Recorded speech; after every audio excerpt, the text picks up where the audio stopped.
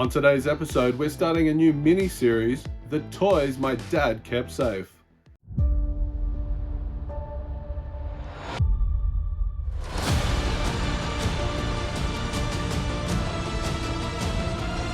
So guys, on this new mini-series, we're going to be taking a deep dive into the toys from my childhood, but also the toys from my dad's childhood that he's kept safe for decades. This is going to be a great adventure, guys, something I've been looking forward to doing for a very long time. So let's just get into it and look at some old school awesome toys. So what better place to start than with the collection that we probably had the most enjoyment with as kids, and that is the Star Wars vintage Kenner line from the 70s and 80s. And what we have here is a little cloth Jawa, but we've also lucky enough to have a little vinyl cape Jawa. Now I know they go for quite some money these days, and as you can see, we've got a little collection of Jawas here in the collection. So pretty stoked to still have like really good conditioned vinyl and cape Jawas. So the family has a large collection of the Kenner vintage Star Wars figures, every figure but the elusive blue snaggletooth. But my dad made sure that he kept some of these figures in really good condition, and you can see by this Luke Skywalker brown haired version, he's still got his lightsaber and that little extendable piece that always breaks off when you find these guys around.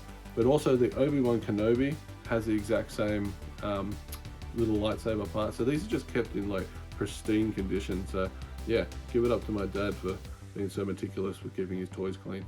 We're not going to show you too much Star Wars today. We do want to jump into a whole bunch of other lines, but you can see this beautiful Mos Eisley Street scene here with the 1970s vintage Star Wars figures just hanging out the front.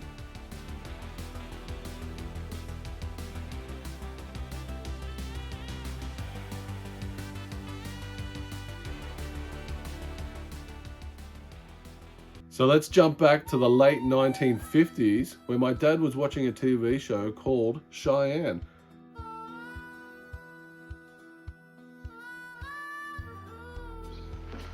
Take your hands off me, you ruffian.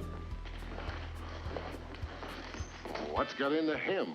Starring Clint Walker. This book is from 1958, and look at the condition. My dad, I don't think my dad even read this book, but he was watching this TV show called Cheyenne. He quite liked it. With that, he also had a board game of Cheyenne from 1958 by Milton Bradley. It was made in Australia, and you can see this sort of board game. You use the little gun to flick these little red discs to try to knock over the bad Cowboys as you move around the board. It's pretty cool, and it's still in great condition for being nearly 65 years old.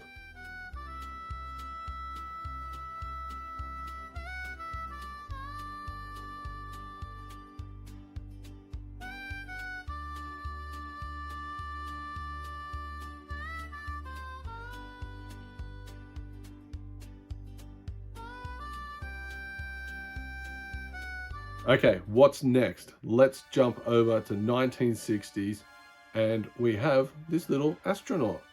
This is Major Matt Mason.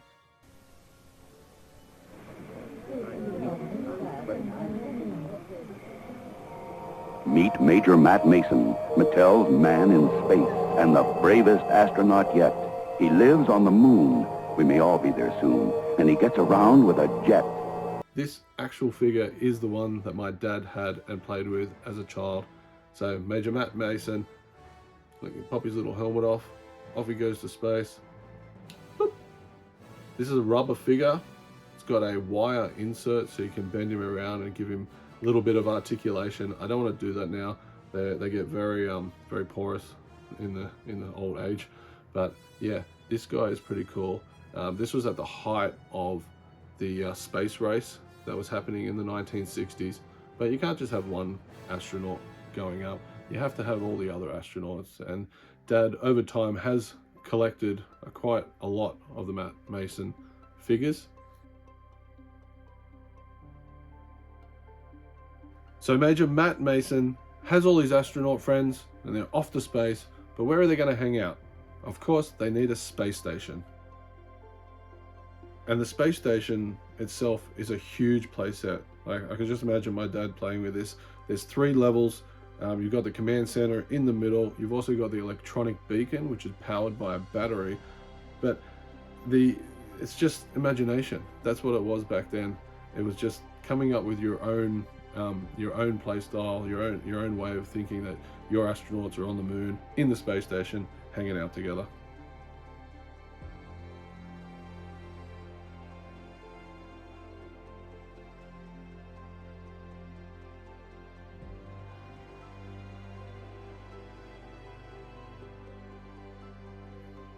So you're probably getting an idea now that my dad liked to collect a lot of vintage toys and a lot of toys from our childhood. But it wasn't just the toys that my dad kept. He also made sure that he preserved some of the boxes or pieces of the boxes, instruction manuals and things like that. And the Major Matt Mason is one of those, where we've got little snippets of the box that the space station come in. We've got the instructions, and we've also just got some other little pieces that come with the Major Matt brand and line.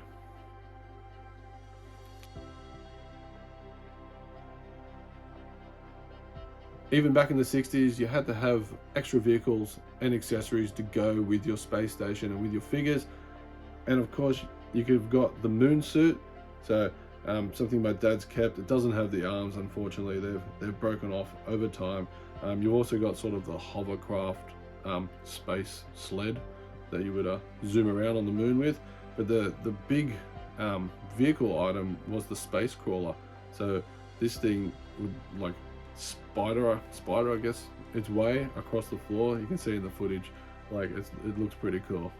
Back in 1985, all the Star Wars movies had finished, so Lucas came out with a new cartoon series, and that was Droids.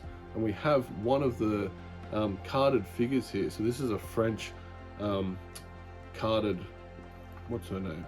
Kia Mole from the Droids cartoon series. So it was a 2-season, short-lived animated series, but you can see Kira Mole figure in her little prison of plastic, along with the gold coin that you got with each of these droid figures. The 1960s was all about soldiers and spies, and of course my dad had a lot of guns.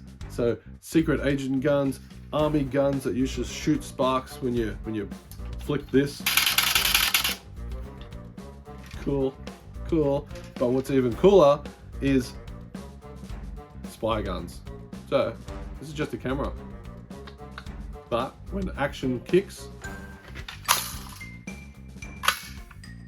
you get a gun. So check that out. That is a 07 Tall Toys camera gun.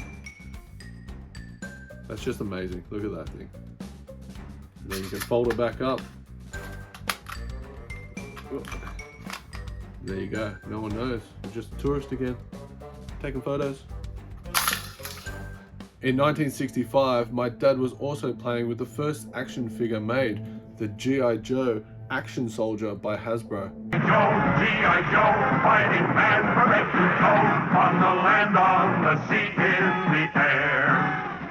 G.I. Joe, America's movable fighting man, the most realistic toy soldier the world has ever known. Army combat with G.I. Joe, Action Soldier.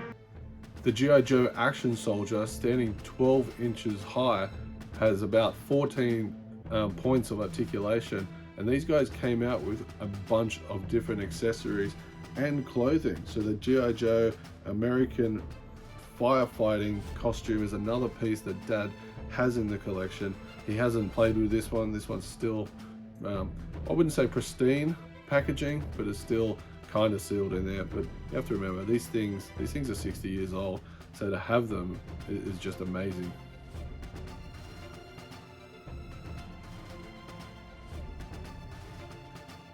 As you can see from the toys, they're all dented, scratched, they're played with. Like, we played with them when we were kids. My dad played with them when he was a kid. So they're just pre-loved, and that's the way we love them.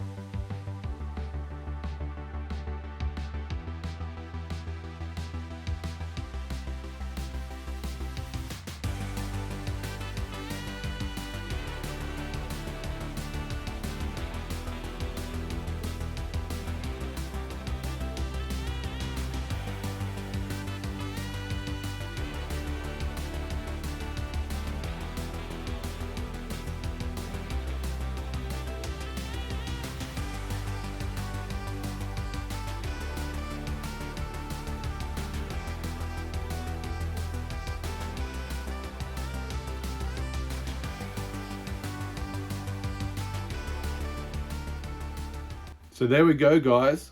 Wow, what an amazing assortment of different vintage toys. I got some nostalgia when I saw some of the items. Some of the items I don't even remember that we had. So big shout out to my dad for keeping these toys safe, keeping them locked away in their plastic tub prisons. But it was good to get them out, get some fresh air on them, and just give them a bit more love. Until the next episode, guys, happy hunting.